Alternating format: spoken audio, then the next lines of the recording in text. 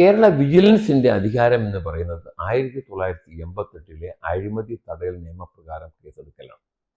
അപ്പൊ അഴിമതി തടയൽ നിയമപ്രകാരം എന്താണ് കേസ്? പ്രധാനമായി കൈക്കൂലി ആവശ്യപ്പെടുക, സർക്കാരിൻ്റെ എന്തെങ്കിലും സഹായങ്ങൾ നേടാൻ വേണ്ടി കൈക്കൂലി ആവശ്യപ്പെടുക, കൈക്കൂലി കൈപ്പറ്റുക, തൻ്റെ അധികാരങ്ങൾ ദുർവിനിയോഗം ചെയ്ത് പണമുണ്ടാക്കുക, undue enrichment, wrongful loss to the government, a wrongful gain to the other party, അല്ലെങ്കിൽ വരവിൽ കവിഞ്ഞ് സ്വത്ത് സമ്പാദിക്കുക.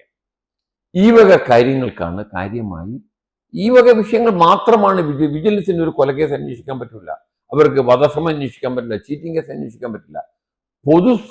പബ്ലിക് സർവന്റിന്റെ MLA പബ്ലിക് സർവന്റിനെ കുറിച്ചിട്ടുള്ള അഴിമതി മാത്രം അന്വേഷിക്കുന്ന ഒരു സേനയാണ് കേരള വിജിലൻസ്.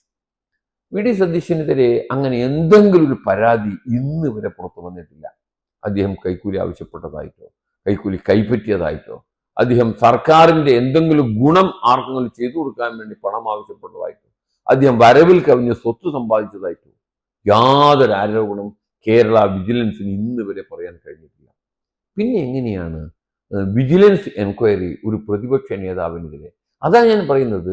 കള്ളക്കേസ് ഉണ്ടാക്കുക, ആളുകളെ അധിക്ഷേപിക്കുക, അവരെ കള്ളക്കേസിൽ കൊടുക്കുക, അതിന് വേണ്ടിയിട്ടുള്ളൊരു സേനയായി കേരള പോലീസിന്റെ വിവിധ ബ്രാഞ്ചുകളും അതമ്പതിച്ചിരിക്കുന്നു എന്നതിൻ്റെ ഏറ്റവും വലിയ ഉദാഹരണമാണ്.